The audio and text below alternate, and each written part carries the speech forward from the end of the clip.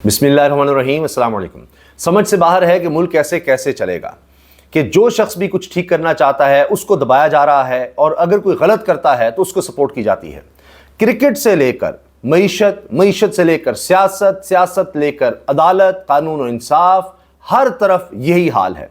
अभी आपको जो मैं खबर बताऊंगा क्रिकेट की, आप हैरान हो जाएंगे कि शाहीन शाह अफरीदी क्या करते रहे हैं और जो रिपोर्ट आई है कोचेस की उसमें क्या बातें की गई हैं। अभी आपने सुन लिया होगा वहाब रियाज और उनके साथ अब्दुल रज़ाक, उनको हटा दिया गया, मंसूर राना मैनेजर, उनको हटा दिया गया। इसकी वजह जो बताई जा रही है हटाने की, उसमें शाहीन अफरीदी का क्या किरदार है और शाहीन अफरीदी के ससुर शाहिद खान अफरीदी ने क्या बात कर दी है अब देखिए बाबर आजम के बारे में, वो भी मैं आपको बताऊंगा। लेकिन पहले हम आते हैं कि अदालतों में क्या हो रहा है। मैंने जो अर्ज किया ना कि अगर कोई शख्स अपना काम सही करने की कोशिश करता है तो किस तरह से भेड़िए उसको नोचने की कोशिश करते हैं।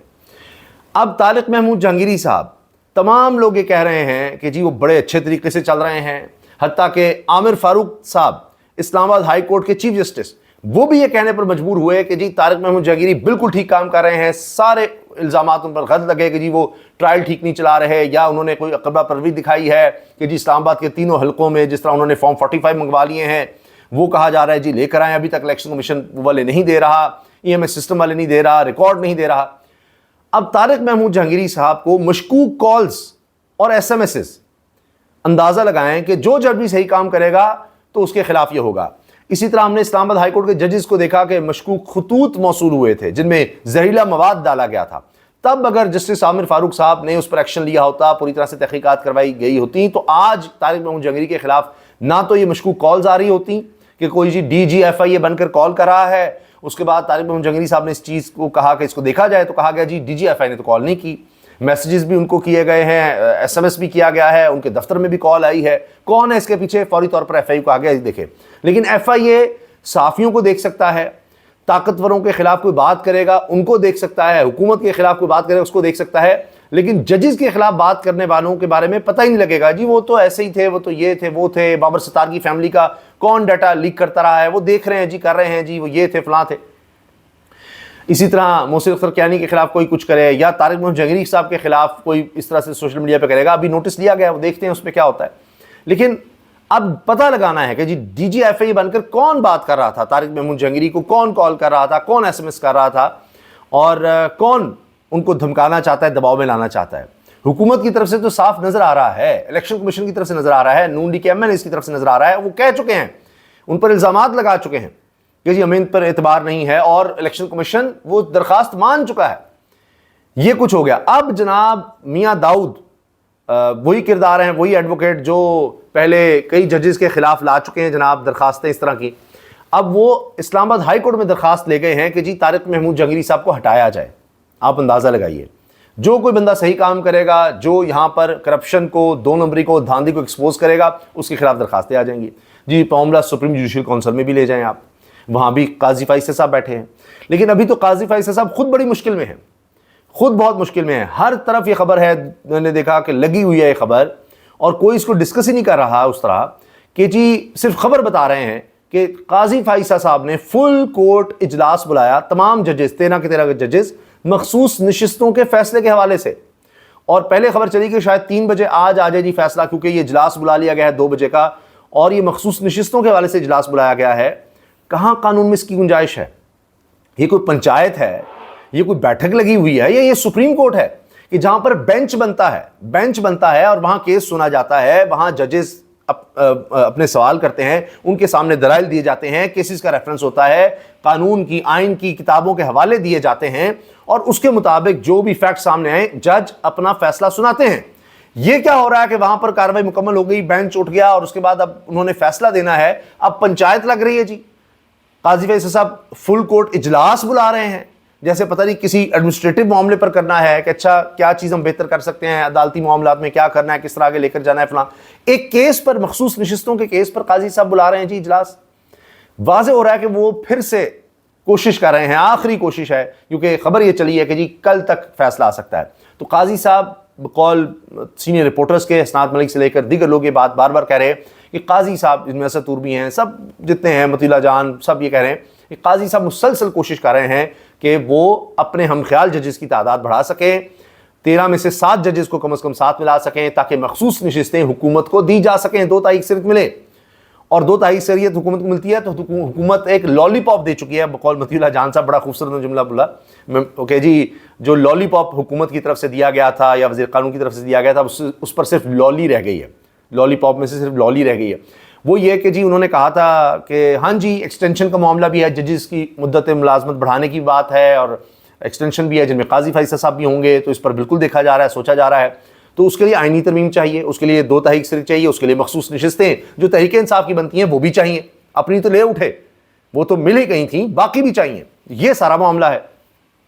हत्ता कि इस हद तक जाया जा सकता है कि रिकाउंटिंग कर दे, सुप्रीम कोर्ट ये कह दे, काजी फैसल साहब की अदालत में केस है, कहें जी अब रिकाउंटिंग इतने अरसे के बाद, इतने महीनों के बाद कर दें आप दोबारा, जहां से तहरीक इंसाफ जीती हुई है दोबारा हल्के खोल के इलेक्शन कमीशन रिकाउंटिंग करे। और जिस तरह आप जाली फॉर्म 45 दोबारा बना रहे हैं, सारा कुछ कर रहे हैं, पहले फॉर्म 47 जाली बनाया, उसके मुताबिक फॉर्म 45 इस तरह बनाकर वो भी सीटें उनको दे दें, तहरीक इंसाफ से मजीद छीन कर नून लीग को दे दें, 2 तारीख से उनकी बन जाए। लेकिन टाइम कम है और क्योंकि अब चंद हफ्ते बाकी हैं काजी फैसल साहब की रिटायरमेंट में, तो उससे पहले जनाब ये करके फिर हम वो 2 तारीख से दे दें। क्योंकि बकौल अस्ताद मलिक साहब के इस सिस्टम को, इस बदबूदार सिस्टम को सबसे ज़्यादा जो सहारा दे रहे हैं वो काजी फैसल साहब हैं। ये अस्ताद मलिक साहब के अल्फाज हैं कि इस सिस्टम को जो लोग जो सबसे बड़ा सहारा है वो काजी फैसल साहब का है।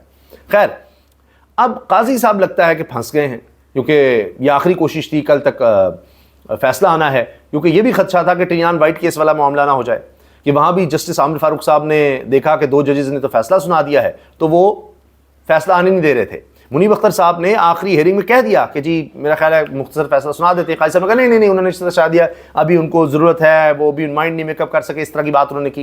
तो यही जस्टिस आमिर फारूक साहब ने किया था कि जजेस ने फैसला सुना दिया है, 2 जजेस ने, वो उसको अपलोड ही नहीं कर रहे थे, आने नहीं दे रहे थे, तो उन पर प्रेशर आता चला गया, उन्होंने फिर खुद से अपलोड करवाया।